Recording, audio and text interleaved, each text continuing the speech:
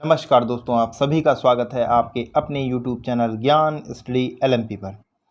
दोस्तों, आज हम लोग मैथ का प्रैक्टिस सेट 2 करने वाले हैं। तो आइए शुरू करते हैं। आज का हमारा पहला सवाल है, 3 वर्ष पहले बेंगलुरु की जनसंख्या 3 लाख थी।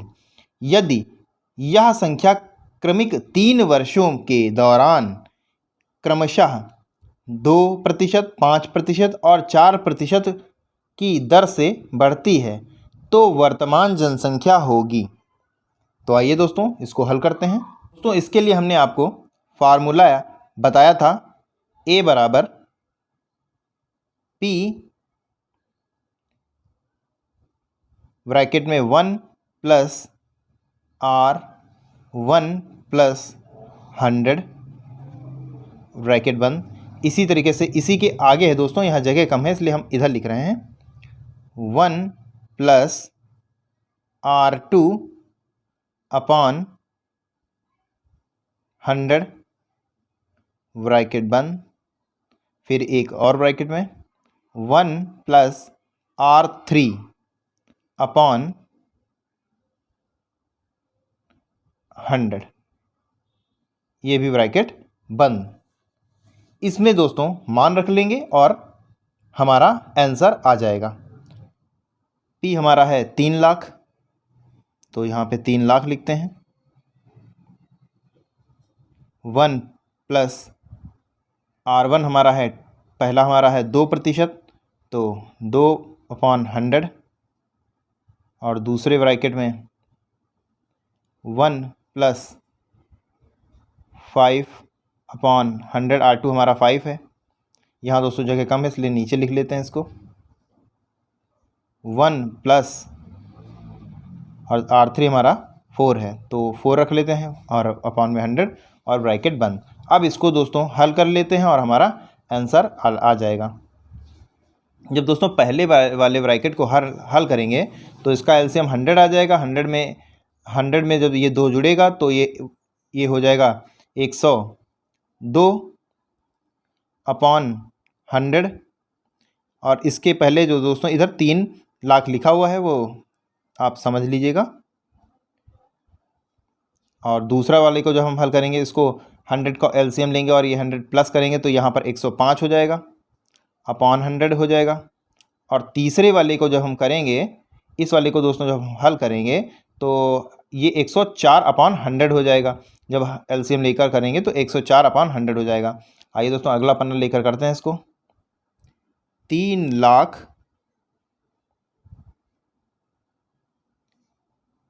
पहले का हल करने पर 102 अपॉन 100 आया है।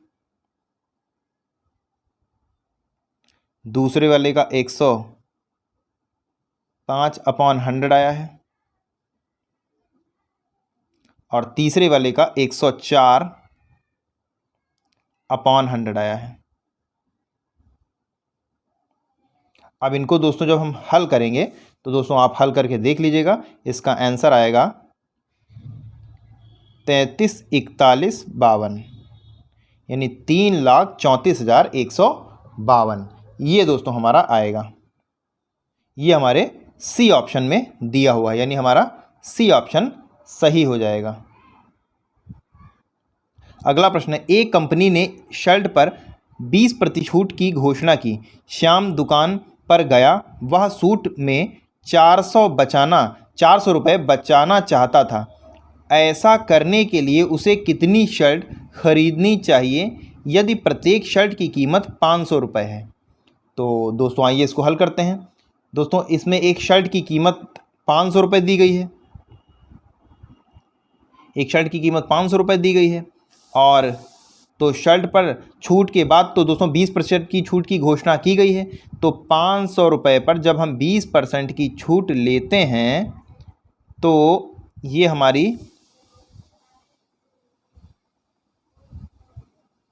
0 से कैंसिल हो गए, 2 0 और 5 दूना 10, ये हमारी 100 रुपये की छूट हमें मिलती है। यानी जब 100 रुपये की छूट मिलेगी तो हमारा शर्ट की कीमत क्या हो जाएगी? शर्ट की कीमत हमारी, नया पन्ना दोस्तों हम ले लेते हैं, तो शर्ट की दोस्तों हमारी कीमत हो जाएगी 500 माइनस 100 बराबर 400 रुपये। तो दोस्तों 400 रुपये की हमारी शर्ट हो जाएगी। दोस्तों 400 रुपये की शर्ट है और 400 रुपये ही वो बचाना चाहता है और 100 रुपये की छूट है, तो छूट यानी जो हमें मिल रही है उससे हम भाग कर देते हैं। तो इस दो जीरो से 2 जीरो कैंसिल हो गए, यानी 4 जो है आपको वो खरीद लेगा और उसे 4 शर्ट खरीदनी होगी, यानी हमारा बी ऑप्शन सही हो जाता है। आइए दोस्तों अगले सवाल पर चलते हैं। अगला सवाल है, एक व्यक्ति अपनी आय का 35% भोजन पर 55% कपड़ों पर खर्च करता है। यदि उसके पास अभी भी 400 शेष हैं, 400 रुपये शेष हैं, तो उसकी आय क्या है? तो आइए दोस्तों इसको हल करते हैं। यहाँ पर दोस्तों हम लोग x मानकर हल करते हैं। तो माना व्यक्ति की आय x हो जाएगी। तो x का, तो ये कोई भी चीज़ होती है दोस्तों सो 100% में होती है। तो 35% और 55% को हम जब 100 से घटाएंगे,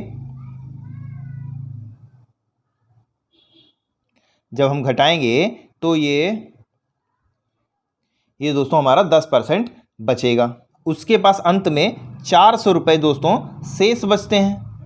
दिया हुआ है 400 रुपये उसके पास शेष बचते हैं। तो ये जो 10% आया है ये हमारा 400 के बराबर हो जाएगा। ये 10% 400 के बराबर हो जाएगा। तो अब दोस्तों इसको सीधे सवाल में कर देते हैं और हमारा आंसर आ जाएगा, यानी 400 इंटू 100 अपॉन यही जो 10% आया है, यानी 10% है, इसको निकालते हैं तो ये दोस्तों 0 से 0 कैंसिल हो जाएगा, ये 4000 रुपये आ जाएगा। यही दोस्तों हमारा आंसर हो जाएगा। ये हमारे बी ऑप्शन में दिया हुआ है, यानी हमारा बी ऑप्शन सही हो जाता है। आइए दोस्तों अगले प्रश्न पर चलते हैं। अगला प्रश्न है, ए अकेले किसी कार्य को 6 दिनों में, बी और सी 4 दिनों में, ए और सी 3 दिनों में करते हैं, तो बी को कार्य करने में कितने दिन लगेंगे? तो आइए दोस्तों इसको हल करते हैं। 1 दिन का कार्य हम निकालते हैं पहले, चूंकि सबका दिया तो हम सी का 1 दिन का कार्य अगर हम निकालें तो ये हमारा हो जाएगा, सी का अकेला कार्य हम जो निकालेंगे तो ए अकेला 6 दिनों में करता है और ए और सी मिलकर 3 दिनों में करते हैं।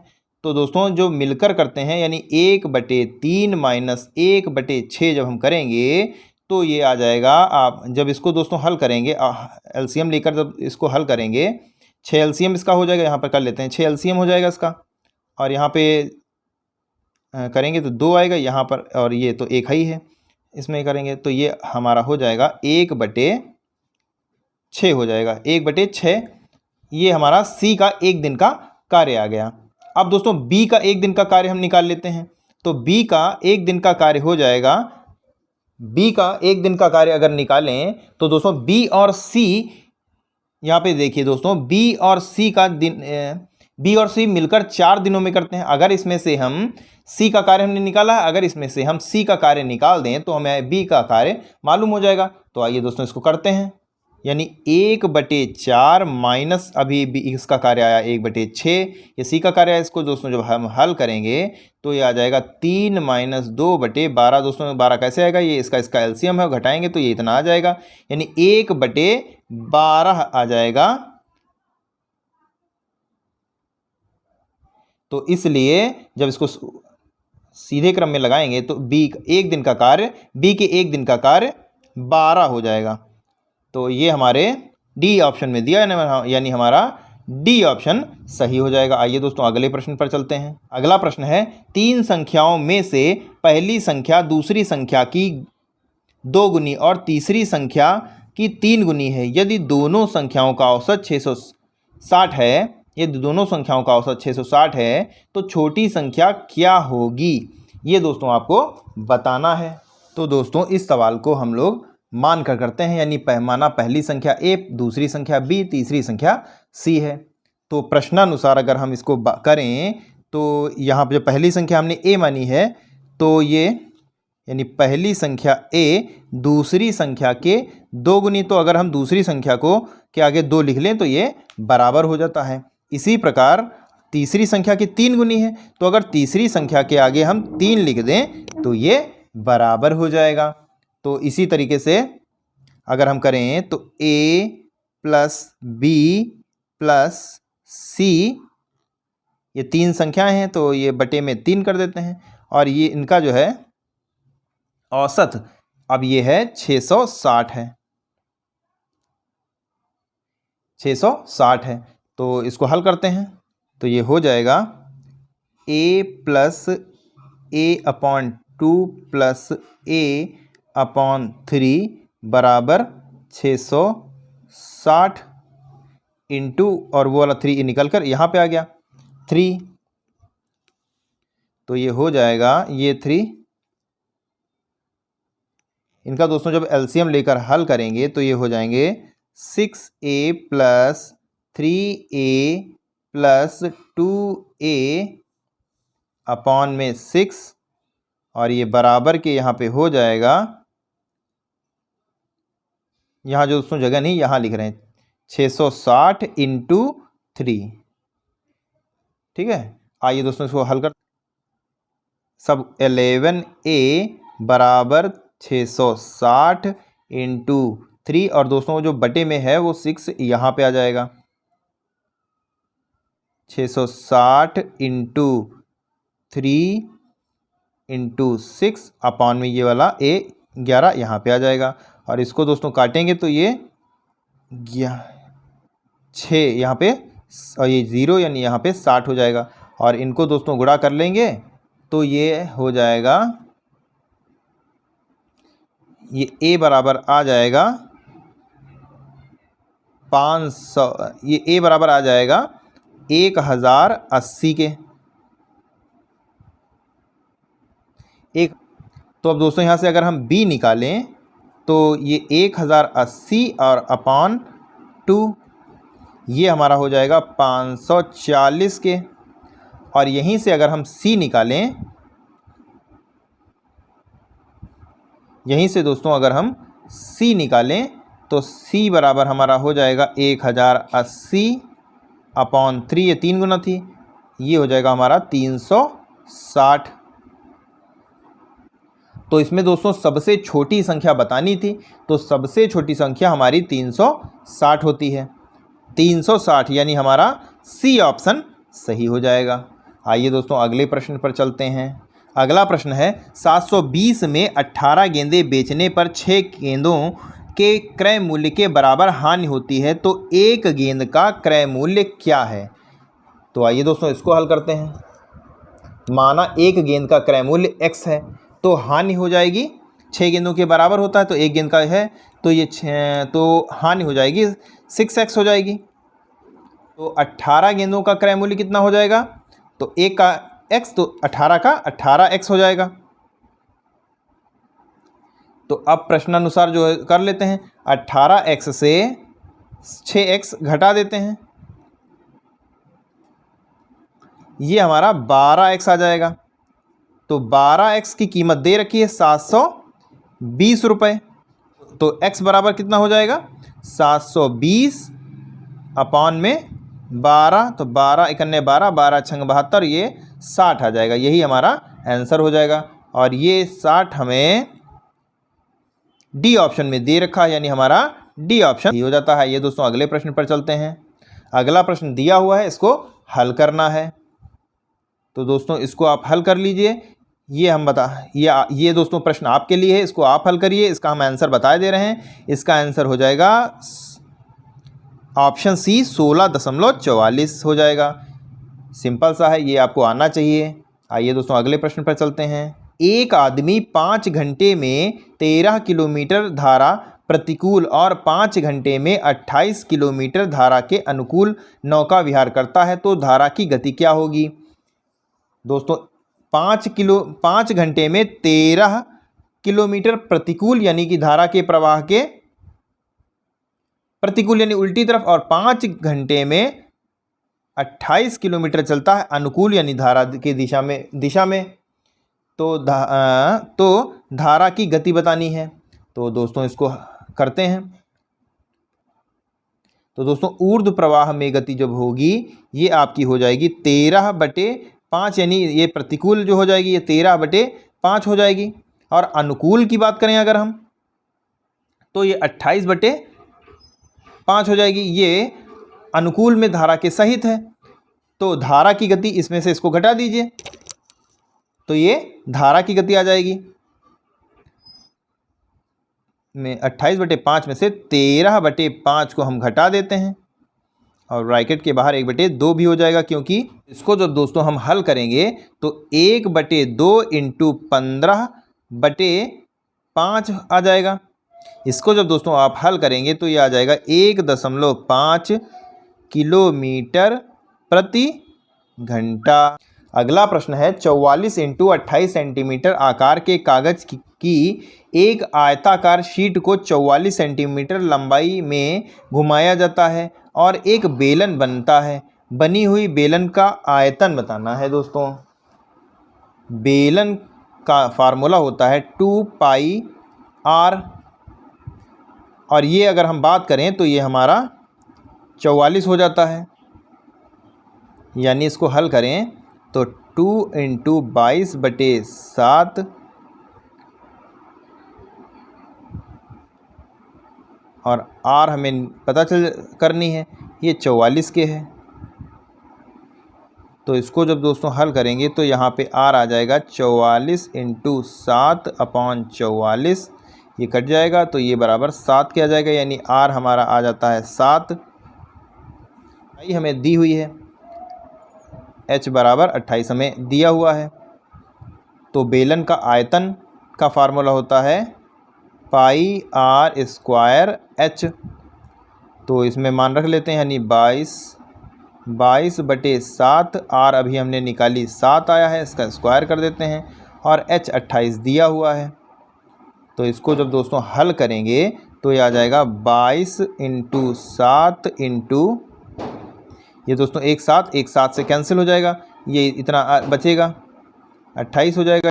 ये दोस्तों जब इसको हल करेंगे तो ये आ जाएगा, यहाँ पे लिख लेते हैं दोस्तों, ये आ जाएगा 4312, 4312। यही दोस्तों हमारा आंसर हो जाएगा।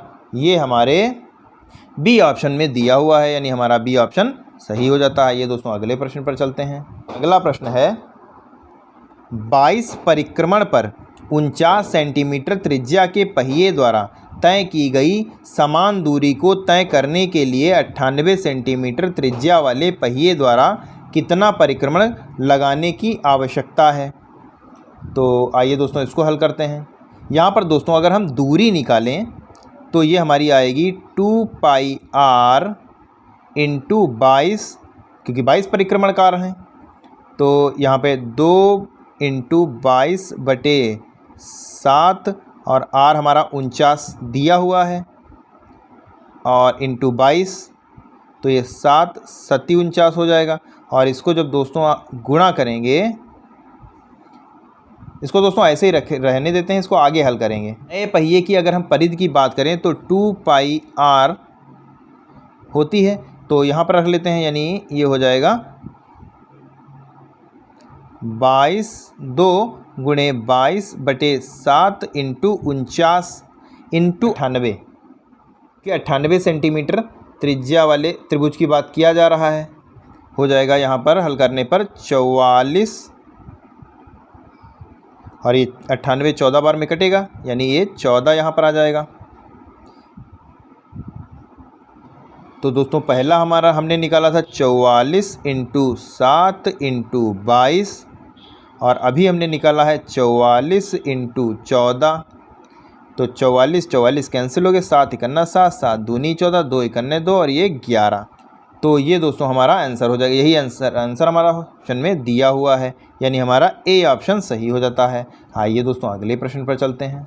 3 के पहले 6 विषम गुणांकों का औसत क्या है। हो जाएगा 3 और दूसरा गुणांक हो जाएगा 3 3 9, अगला हो जाएगा 3 का 15, चूँकि विषम गुणांक पूछ रहा है तो सम ले नहीं सकते।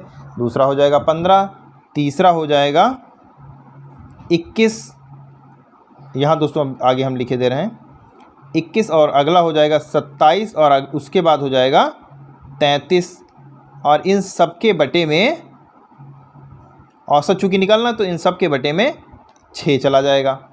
तो इनको दोस्तों हल करेंगे तो ये हमारा 108/6 आएगा, और ये जब हल करेंगे तो ये 18 आ जाएगा। यही दोस्तों हमारा आंसर हो जाएगा। और ये हमारे ए ऑप्शन में दिया हुआ है। आइए दोस्तों अगले प्रश्न पर चलते हैं। ए और बी क्रमशः 12 घंटे और 15 घंटे में एक टैंक भर सकते हैं, जबकि एक तीसरा पाइप सी 10 घंटे में टैंक खाली कर सकता है। यदि तीनों पाइप एक साथ खोले जाते हैं तो टैंक को भरने में कितना समय लगेगा? तो आइए दोस्तों इसको हल करते हैं। तो 1/12 प्लस 1/15 माइनस खाली करता है 10 घंटे में, तो 1/10 हो जाएगा। दोस्तों इनका आज हम एलसीएम लेते हैं तो ये हमारा 60 एलसीएम आ जाएगा। आप हल करके देख लीजिएगा। और ये जब हल करेंगे तो यहाँ पर आ जाएगा 5, यानी 12×5 = 60, 5 आ जाएगा। और यहाँ 5 है तो 15×4 = 60, यानी 4 हो जाएगा। और यहाँ पर 10 दहम तो यहाँ पर 6 हो जाएगा। इसको दोस्तों जब हल करेंगे तो ये आपका 3/60 क्या आ जाएगा? 3 × 3, 3 दूनी 6। ये दोस्तों 1/20 हो जाएगा। 1/20 हो जाएगा। तो टैंक को भरने में यही 20 लगेंगे, यानी हमारा ए ऑप्शन सही हो जाता है।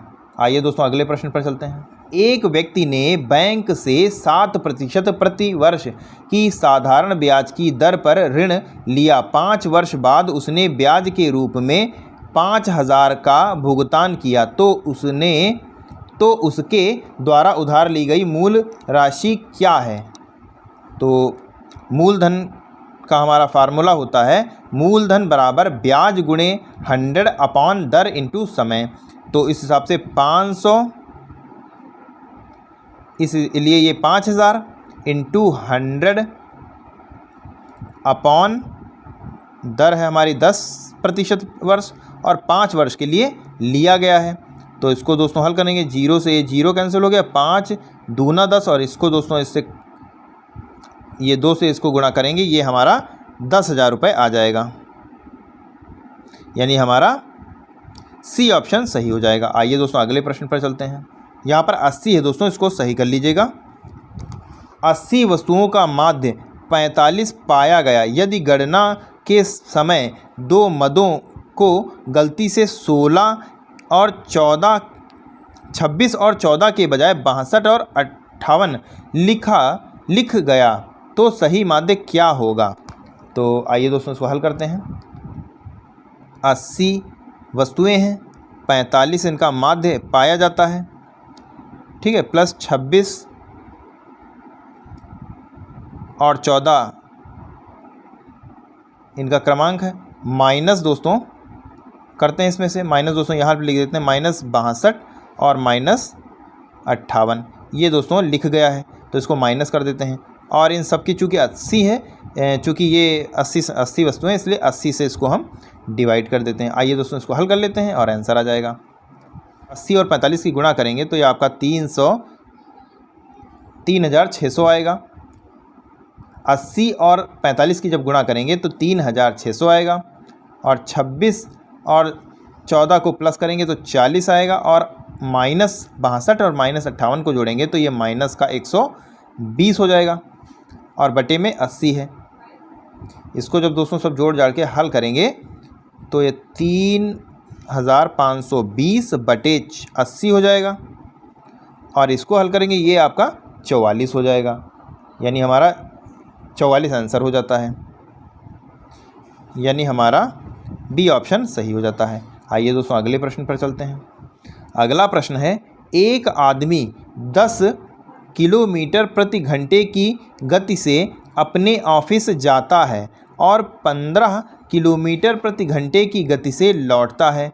यदि वह कुल 6 घंटे का समय लेता है तो निवास और ऑफिस के बीच की दूरी बताएं। तो माना निवास से ऑफिस के बीच की दूरी x किलोमीटर है, तो x/10 की गति से ऑफिस जाता है, प्लस x/15 किलोमीटर की गति से वह लौटता है।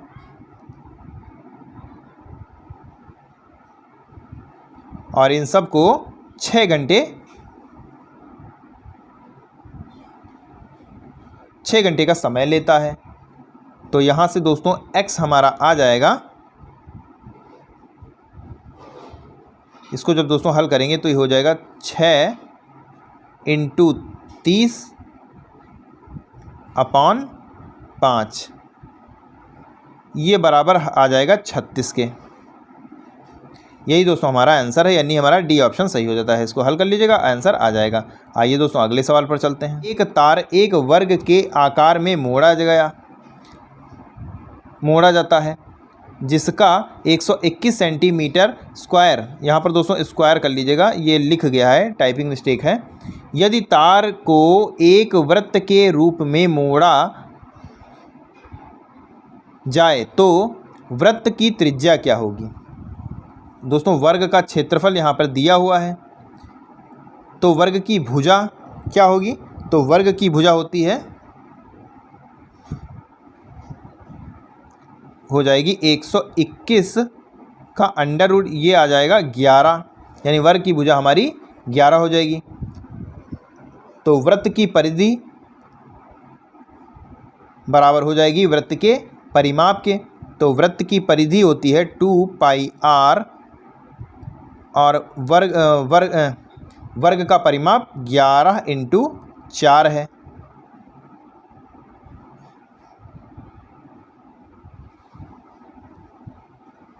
तो दोस्तों इसको हल करेंगे तो 2πr को खोलेंगे तो 2 × 22/7 × r को निकालना है, और ये हमारे 11 को 4 से गुणा करें 44 हो जाएगी, यानी ये 44 के बराबर है।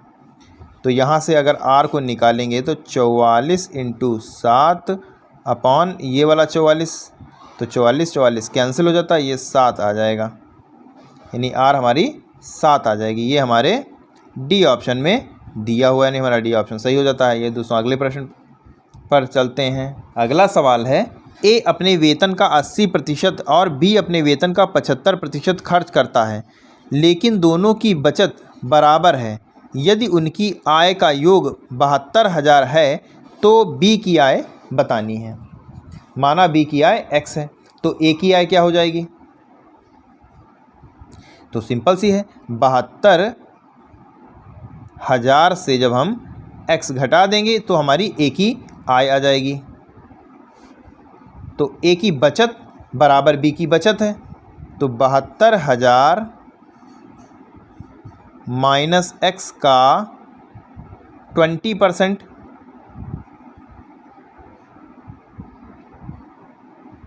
ये बराबर हो जाएगा x के 25% के, क्योंकि ये 80% है यानी 20 बचा, ये 75% है यानी 25 बचा।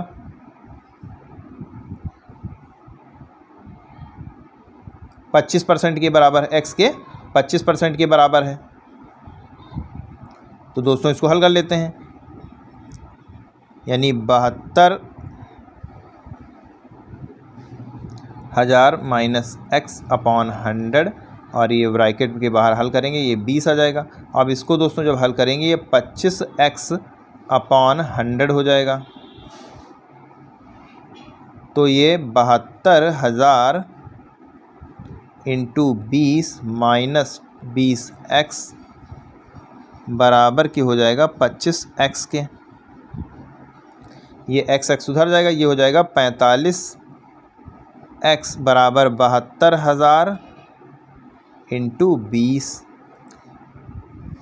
तो x बराबर हो जाएगा 72,000 × 20 अपॉन 45, और इसको जब दोस्तों आप हल करेंगे तो ये हो जाएगा 3 2 और ये 0, यानी 32,000 रुपये आ जाएगा। यही हमारा आंसर हो जाएगा, बी ऑप्शन में दिया हुआ है, यानी हमारा बी ऑप्शन सही हो जाता है। ये दोस्तों अगले प्रश्न पर चलते हैं। अगला सवाल है 5,000, दोस्तों अगला सवाल है 544 को ए बी सी के बीच में 3:5:8 के अनुपात में विभाजित किया जाता है, तो सी को बी में कितना अधिक मिलेगा, सी को बी से कितना अधिक मिलेगा। आइए दोस्तों इसको हल करते हैं। तो दोस्तों इसमें हम बी का हिस्सा निकालते हैं, ये हो जाएगा 5 चूँकि बी का हिस्सा 5 इसलिए इसको ऊपर रख लेते हैं, तीनों को जोड़ देते हैं और ये बराबर के हो जाएगा 544 के। तो इसको जब हल करेंगे तो ये दोस्तों हो जाएगा 5/16 इंटू 544। तो इसको जब दोस्तों हल करेंगे ये 170 के आ जाएगा। तो बी का हिस्सा जब आ गया तो अब सी का हिस्सा निकाल लेते हैं। अपन तीनों को जोड़ लेते हैं, ये बराबर 544 के हो जाएगा। तो 8/16 गुणे 544, इसको दोस्तों हल करिएगा ये 272 के आ जाएगा। अंतर कर देते हैं, यानी 272 माइनस 170, ये दोस्तों 102 आ जाएगा। यही दोस्तों अब हमारा आंसर आ गया। ये हमारा डी ऑप्शन सही हो जाता है। आइए दोस्तों अगले सवाल पर चलते हैं। तो अगला सवाल है, एक वेंडर ने 1 रुपये में 10 टॉफ़ी की दर से टॉफ़ियाँ खरीदी। उसे 25% लाभ हासिल करने के लिए 1 रुपये में कितनी टॉफ़ियाँ बेचनी चाहिए। तो दोस्तों एक टॉफ़ी का मूल्य हो जाएगा 1/10 और इसका लाभ है 25% का इसको लाभ हासिल करना है। तो टॉफ़ियों का विक्रय मूल्य हो जाएगा 1/10 ब्रैकेट में 1 + 25/100। इसको जब दोस्तों हल करेंगे तो ये 1/10 इंटू 125/100 हो जाएगा।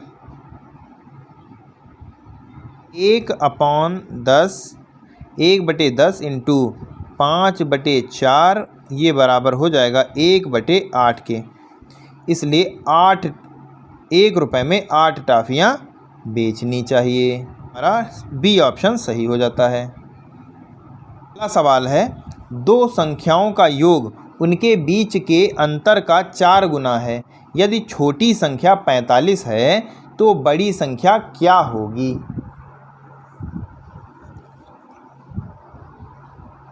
तो माना बड़ी संख्या x है तो छोटी संख्या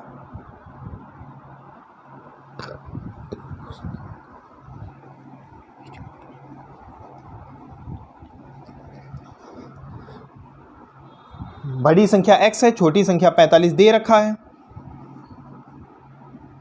इसको प्रश्नानुसार इसको हल करते हैं, यानी ये हो जाएगा x + 45 बराबर के हो जाएगा x - 45 इंटू 4 के। 4 इसलिए क्योंकि 4 गुना है। तो इसको दोस्तों हल कर लेते हैं, x + 45 बराबर 4x, इसको 4 से गुणा करेंगे 4x माइनस इसको करेंगे तो ये 180 हो जाता है। तो 4x माइनस x बराबर 45 के हो जाता है और इसमें 180 जोड़ते हैं, इधर का उधर कर दिया गया, यानी x एक जगह कर लिया गया, संख्याओं को एक जगह कर दिया गया। 3x बराबर 225। तो यहाँ से x बराबर हल करेंगे तो x 3 से कट जाएगा, x बराबर 75 आ जाएगा। x बराबर 75 आ जाएगा। सी ऑप्शन में दिया हुआ है, यानी हमारा सी ऑप्शन सही हो जाता है। तो दोस्तों आज की क्लास कैसी रही, आपके कितने प्रश्न सही हुए, कितने गलत हुए, कमेंट सेक्शन में ज़रूर बताएं। और अगर वीडियो आपको पसंद आई हो तो लाइक करें, कमेंट करें। तब मिलते हैं अगली क्लास में। तब तक के लिए नमस्कार। जय हिंद, जय भारत।